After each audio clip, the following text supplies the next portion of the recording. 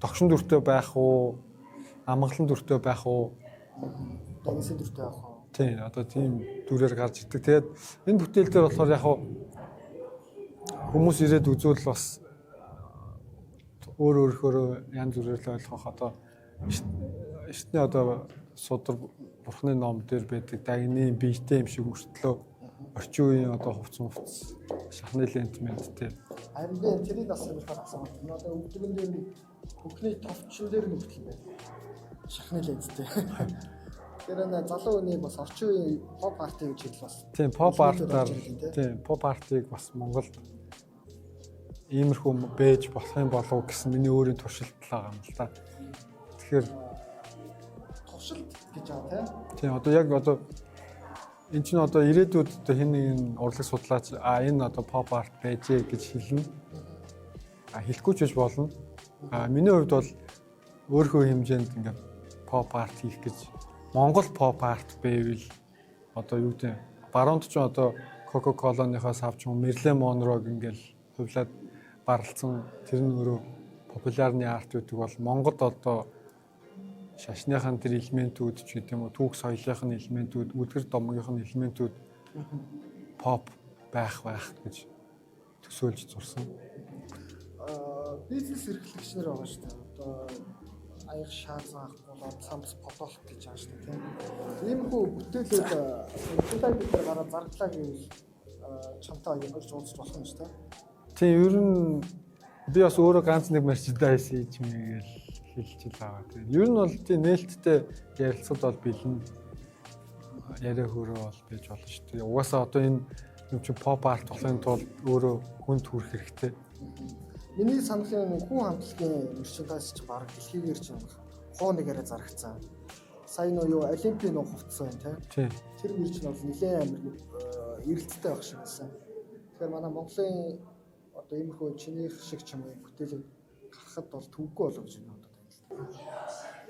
Амаас тэр газар продукшн хугацаа шаардна тийм. Тэгэхээр хэдийн хугацаа шаардсан бэ? Одоо энд байгаа бүтээлүүд маань сүүлийн 3 жил гарны бүтээлүүд байгаа. Одоо энэ яг танхимд байгаа энэ хар ийм зураасан зургууд маань 2012 оны 22 оны өвөл 12 сарын 1-ээс 31-ний хооронд өдөр болгон бас зурсан. Одоо энэ дээр ингээд 12 сарын 1-ээс 31 өдөр бүр нэг зураг зурсан гэсэн үг. Тэгээд сэдв нь болохоор ийм дандаа домог туйлс тийм сэдвүүдээр сүнслэгч юм уу? Бас үлгэрийн сэдв байгаа, түүхэн сэдв байгаа. Тэгээд одоо юу гэдэг компьютер тоглоомч байж бас болохоор одоо ингээд баатруудын сонгоо байлдаж болох, мангастай байлддаг ч юм уу. Үзэж байгаа хүмүүс яг ийм чиглэлээр бүтээл хийч, зурч, одоо залуу шинэ оюутнууд өгч юм. Тэр хүмүүс тавьж байгаа шүү дээ. Айсаа сонсож байгаа гэж. Аха.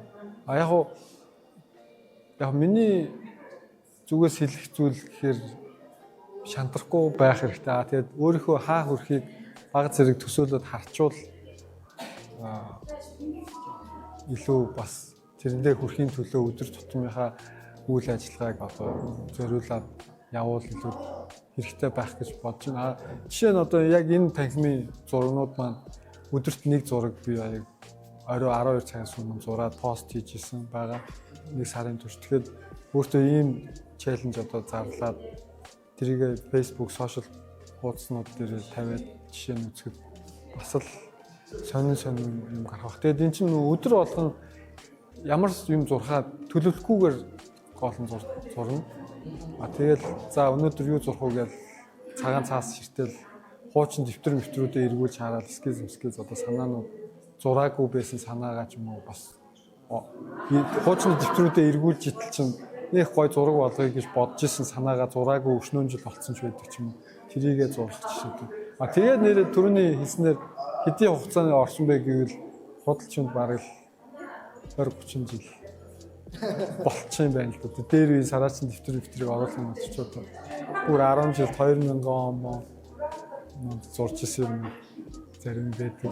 Тэгэхээр яг ингээд өөртөө сорил тавиад байгаа юм тухтай орчноос гарч хөдөлмөрлөх юм бол өөрөө бодоогүй байсан зүйл илэрч гарахыг бол чиний өөрийн одоо хичээл зүтгэл харуулна гэж залуучууд хэлээ тэ. Өөр юу ах тэ. Би ч одоо өөрөө яг зурдаг болохоор намайг хараад үлгэр дуурайл бас авчаасаа л гэж бодоод бас тэр пост мосто хийгээ тэ. Өөртөө бас харуулангаа харин тий одоо лайк маяг тэр чи бас хөөрхөн яг нэг тийм челленж хийхээр бас Instagram дээр ч гэсэн нэг хөөрхөн хэдэн хүмүүс нэмэгддэг юм билээ таа гэж байна. Тэгээ тэрийг хийхгүй залхуураад суучаар тэгээ зогсчдөг юм билээ. Өө зураг дараагийн зураг хизээ гэж бас асуух хүмүүс бэд юм аа бас ганц. За ямар ч тач өнөөдөр нээлт нь орж ийн хэдийн хугацаанд үргэлжлэв хаана энэ үзэсгэлэн болчих үзэх боломжтой. Энэ үзэсгэлэн маань одоо зан одрын нэрмжит төрөл урлагийн музейд барилчны талбайгийн зүүн талд 10 хоногийн өнөөдөр одоо 1 сарын 31-ээс 2 сарын 9 хүртэл 10 хоногийн хугацаанд гараад өндөрлөхөөр байгаа. Тэгээ өдрийн би ер нь өдөр болгон баг байх бах. Ер нь тэгээд одоо нэг хэд хоногоос нөө музейхээс пэйж дээр ямар өдөр ямар үйл ажиллагаа явах уу гэсэн тийм нэг хуваар гарах бах.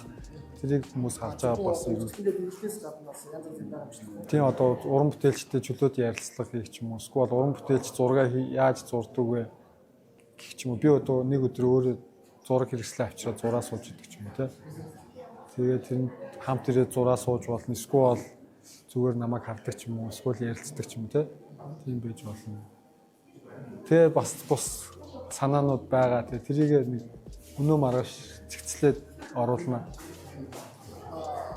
Нэрэн зүгээр шууд асууч тийм бизнес эрхлэгч одоо зураг сургуулдаг ер нь худалдаж авъя гэсэн нэг тийм бодлого гарч ирж шүү дээ. Тэгвэл чиний зургийн доод үн хийх вэ? Энэ санал гэж яа. Тийм үнийн санал бол энэ цаад өрөөндөө өнгөц зурагнууд бол хамгийн жижиг форматтай нэг 3 сая маяг байх. Тэгэл тэрнээс тийш л. Тэгээ том зураг мураг нь бол нэлээд тэгэл болох бах. Тийм ажиллагаа их судалгаа их орсон. Тэгээд сэдвэн ч гэсэн бас Монголын одоо яг уламжлалт ийм сэдвэр орчин үеийн ийм арга барилаар бас зурж байгаа зураач нар байгаа ч гэсэн яг ийм хэлбэр хийцээр зурж байгаа хүмүүс бас цөөхөн учраас бас нэг тийм намайг бас сонирхдаг, цуглуулдаг хүмүүс бас гарч ирэх байх гэж бодож л байна. Гэтэ яг сүүлийн үед бас миний зурнуудыг ганц нэг хүмүүс цуглуулж эхлэв л байгаа л да. За баярлалаа амжилт. За амжилт. Баярлалаа. Хүрэлцэн шин.